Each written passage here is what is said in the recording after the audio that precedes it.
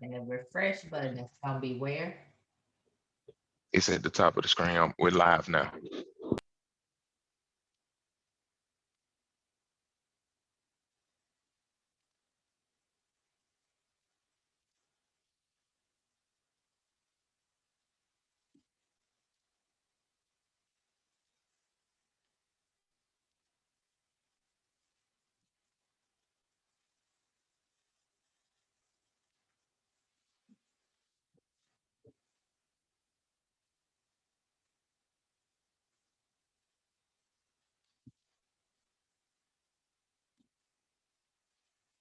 All right.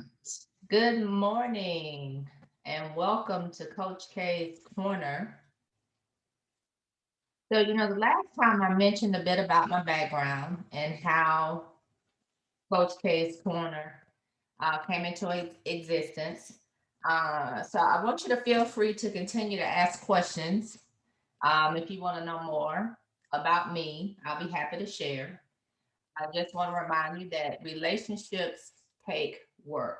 They aren't easy to develop and they do not happen without an investment on your part. Investment of your time, of your energy, being intentional about the effort that's made to solidify foundation of your relationship and building trust. Building trust takes time. Building trust takes consistency. It takes effort. So I want you to think about the quantity of the interactions and not so much the quality. Okay. The quality of the interactions you have with God, yourself, and other people. Okay. I have some friends. I call them my ride or die friends. They have been through me, been with me through that relationship. They have been with me through sickness, through multiple surgeries. They have been there. And these are not friends that I don't talk to these friends every day, but the quality of our relationship and the quality of the time that we spend together when we do spend time together, that is what helps cement the relationship because I know they have my back. I know they have my back and they know if they called me and said, hey, something's happening, I need you, I'd be there. But that has come from years of investment, years of proving trust. Okay. And that takes time. And I know that for me, one thing that I do have to work on is staying intentional in those relationships to be sure that I'm giving back what people are giving to me. That's important. So, have you ever considered, what kind of feedback you're giving in the relationship with yourself? Most people don't. Most people are so focused on external relationships that they skip over how they are treating themselves or the time that they are investing in getting to know themselves. So imagine trying to go into a relationship, but you don't really know yourself. You don't really know what you like. You don't really know what you don't like. You don't really know what healthy feels like. Maybe you came from a background where there was a lot of unhealthy. And for you, you think your unhealthy is healthy. And so you try to take that into a relationship that is going to be a disaster. Okay. So it takes time, it takes an investment, it takes you being intentional about spending time with yourself. I can remember a time in my life where I thought, oh, if I was just in a relationship, if I could just have a relationship, if there was just somebody to love me, if there was just somebody to spend time with, somebody to go to the park with, somebody to go to dinner with, somebody to go to the movies with. I just needed somebody there. Oh my goodness, this would fix so many things for me. Problem was, I didn't know myself for real. I really didn't know what I wanted because I hadn't spent time getting to know me. I had a lot of other people around me trying to tell me who they thought I was, and that's how they treated me based on how who they thought I was. But I also learned how to act really early. meaning um, I learned how to show people what I thought they wanted to see because it reduced conflict. Everybody seemed to be happy. Sometimes I got what I wanted, sometimes I didn't. In the world of therapy, we call that codependency, which is one of the things that I talk about in my webinars. It's one of the things that I will have a support group for because it's codependency is a very quick way to lose yourself because you, in trying to get to know who you are, that never happens because you're so fixated on trying to be sure that everybody around you is okay. So if they're okay, then I'm okay. But unfortunately, when you take that behavior into a relationship, into a romantic relationship, it's going to cause problems. So, how often do you spend time with yourself? Right? What do you do? Do you play games with yourself? Do you go walking with yourself? Do you have some hobbies? Do you have some new talents that you're trying to develop? Are you trying to learn a new language? Do you sit and watch a funny movie with yourself? Do you read a book? Do you go for a walk? Do you bicycle ride? Do you call your friends? Do you invest in getting to know what their life is like? Do you invest in sharing to them what your life feels like? Right? And this should really start early, but it's not many teenagers I know that are fixated on getting to know themselves. They're really much more fixated, and that's the normal course of development, more fixated on relationships with other people, right? And getting their identity through other people. But at some point, as you come into early adulthood, that identity, the development of that identity has to come from you. Okay. So, how often are you paying attention to how you talk to yourself? What kind of negative beliefs are you walking around with, right? What kind of baggage are you carrying from relationships that didn't work? Are you blaming yourself for relationships that didn't work? Have you taken an inventory of what your thoughts sound like about how you're treating yourself, right? A lot of people, you would not let someone else talk to you the way you talk to yourself.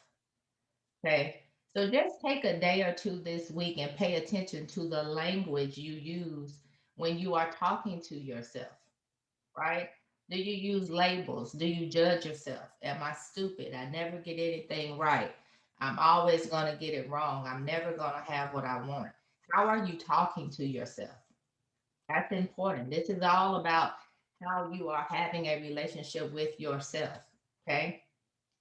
I strongly encourage you to take the time to get to know you. I strongly encourage you to become aware, aware of how you're taking care of yourself or not taking care of yourself.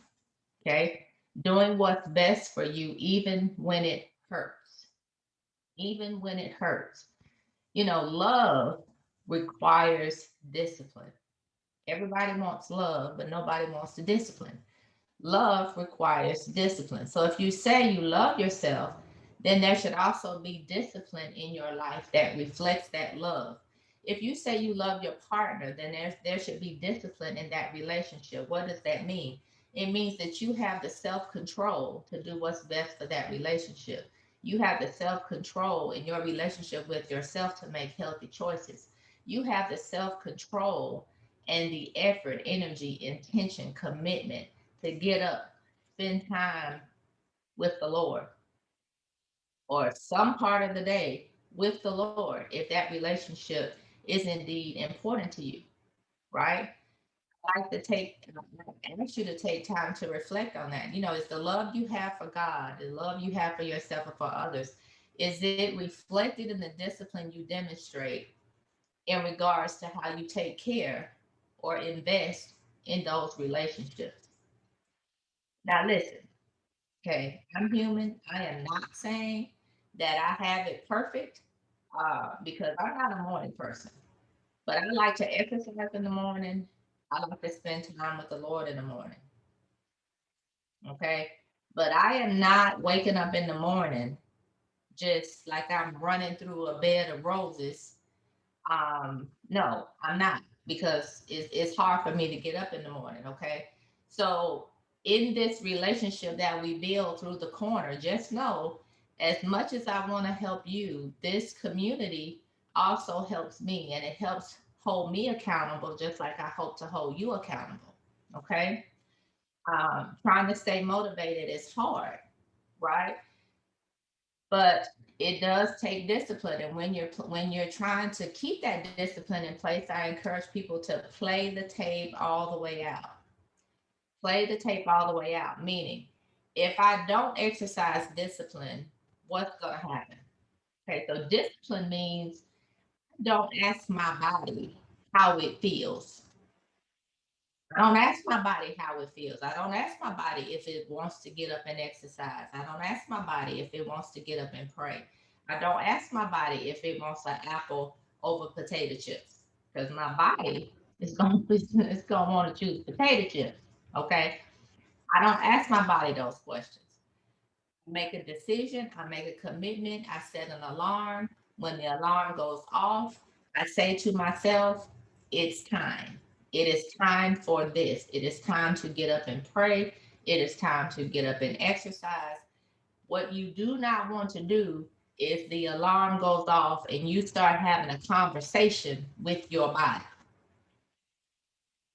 This is not how you have a good relationship with yourself because your flesh, this right here, your flesh is never going to want to do right.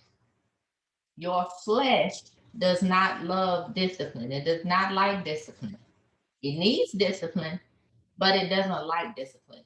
So try to avoid having conversations with yourself where you are consulting your body, your flesh, your feelings on whether or not something is a good choice, on whether or not um, you on how you are making those healthy decisions. That's not the place that you go. You want to go to logic. You want to go to where your foundation is. You want to go to where the truth lies. Okay. Um, so that's kind of my spiel for the week on your relationship with yourself, and how to promote a relationship with God to some extent. I do want you to know I appreciate the questions that I've gotten, and I want to spend some time answering those questions. Um, Questions that hopefully when I can work this platform a little bit better, I can ask them as they go. But I did have some very interesting questions come in that I do want to address this morning. One in particular, this is a good question, I think.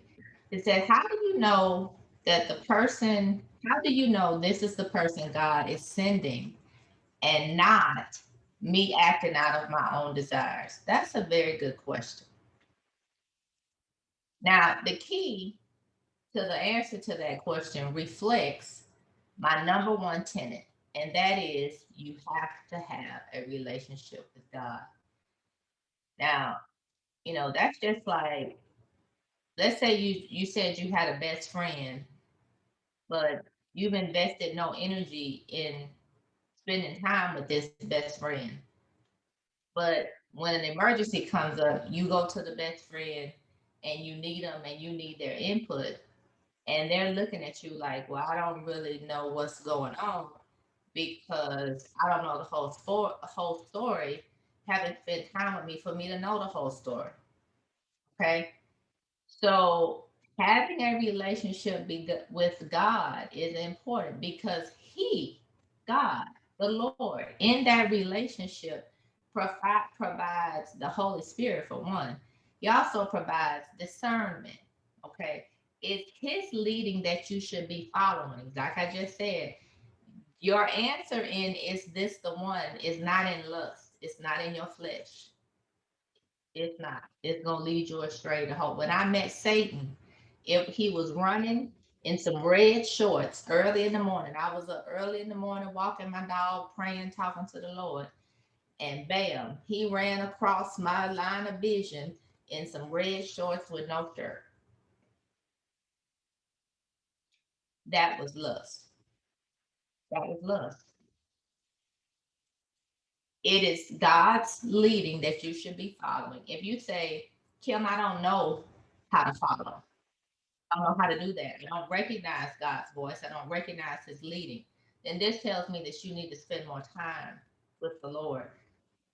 Spending time with people is how you learn their mannerisms, you learn their characteristics, you learn certain things about them, you learn how they would typically respond. But this only comes from spending time. There is no shortcut to having a relationship with God, yourself, or other people. You must spend time. You will begin to recognize his leading, his voice, his guidance after you spend time. If you're never sure, the best thing to do if you're not sure you're hearing from the Lord is to be still. Be still. Just be still. Promise you, in being still, some things just come to fruition. Some things manifest. Some things become more apparent when you kind of get out of the way and be still. I heard a analogy one time. It's like, you ask the Lord to get involved with your life, or you ask the Lord to help. It's kind of like you got to know when to leave it, right? If the radio in your car was broken and you say, Lord, please come fix my radio, that does not mean that you had you down there with the radio, you've taken the radio out the console, you checking wires. What did you ask the Lord to help you for? If you're gonna try to do it. Okay, so sometimes the best thing to do is just be still and wait and allow people to show you who they are. Okay. Nobody says you have to rush into a relationship, right? You don't. You do not have to rush into a relationship. So don't make yourself rush into one. Another thing you must need to be sure is what I've mentioned before: lust and love are not the same thing. They both feel great, but they are not the same thing. If your flesh is doing all the leading, then you know you need to slow down, because you can't truly assess what's going on because you got all this dopamine and feel good feelings going around. Okay. Research has shown that it could take up to 18 months before people come out of this honeymoon fog that you go into when you meet somebody and you have all those warm, loving, giddy, little warm, fuzzy feelings. It can take 18 months before you come out of that fog and you start seeing people for who they really are. Okay. So I've had people come to therapy, they say they met all in a year. They met, they dated, and they got married. Okay, and now you're in my office because the fog is wearing off and you're getting to really see who you married. Okay, so there's no rush. There's no rush. Need to take your time. Another question I got was, how do you develop healthy relationships? And this is kind of how I learned to explain it to people. Okay, listen, relationships should develop in stages. Okay, think of dating as a series of steps. Okay, so first you meet people, you spend time with people. Did not say you are having sex with these people. Please do not have sex with these people. You are just meeting people. You are going out on dates with people. You are not having sex with these people. You are spending time with them and getting to know them. Why are you doing that? Because you are getting to know which one of these people you would like to get to know more exclusively. Okay. So then you decide that you would like to date one of these people exclusively. This should be communicated to all parties so you do not end up on shows like Snapped. Okay. Got to communicate. So you communicate. I am interested in dating you exclusively to get to know you further, to share more of myself with you, to share more of yourself with me. You are observing how they treat their friends, their family members. You are looking for flags. You are not having sex. You are still not having sex because you are gathering information and you are observing. You're trying to figure out if this person is even worthy for you to have sex with. Are they even worthy for you to share your body with? You don't know that yet. At this point, it maybe it's been 4 to 6 weeks. You don't know that. I don't know that. In 4 to 6 weeks, people can hold their breath and show you whatever they think you are looking for in 4 to 6 weeks. And if you show up desperate, that's even more of a problem. If you show up desperate in 4 to 6 weeks, they're figuring out how to play you. Okay. So again, you are not in any rush. So you have decided, I want to get to know this person exclusively. I'm spending time with this person exclusively. I am not having sex. I am looking for flags. I am looking at how they treat people, how they manage their money, how they manage their home, how they manage their work life. This I'm observing. Once they pass this stage of the application, I say, okay, well, maybe you might be eligible to go to the next step. So we are dating exclusively. What's the next step? Huh. Well, are you material to consider having a long-term relationship with? Right? If there are flags, have the flags been addressed? Um, how did that go over? Were they able to receive feedback? Did behaviors change? Were your needs, expectations accommodated? Okay, that is what you want. Meaning, are concessions being made? Um, in this phase, sometimes people start making decisions as if they are married. Don't do that. Please don't do that. You don't make decisions like you're married until you're married. What do I mean by that? I mean that when you get married, it's a covenant. Okay. A covenant is going to, I'm willing to do more for a covenant than I am a dating relationship. So if I'm in a dating relationship and I see that there is not honesty, transparency, I can't trust you, I am being cheated on. I don't have the same responsibility to you that I do with someone that I'm in a covenant in. And that doesn't mean that I'm gonna stay with somebody that I'm in a covenant in, but at least if I'm in a covenant with you, there's gonna be me being able to just walk away. It's not gonna be that easy. It's not gonna be that simple because I have a covenant with you and God. Okay. But right now, we're talking about dating. We're dating. Some people in dating, you buying people's cars, you are paying for people's apartments, you are doing things and creating a relationship and ties and bonds as if you are married. Not the time for that. And if you are going to do that, you need to be really clear about the expectations that are coming with that, if that makes sense. Okay. You need to be sure that you're communicating likes, dislikes, concerns, expectations. This is not the time to act a certain way just to keep somebody in your life. My mom always said, don't do stuff that you can't keep up. That's true. So you don't want to be acting during this time. You want to be transparent and honest, right? If we're considering the next phase, long-term relationship, okay?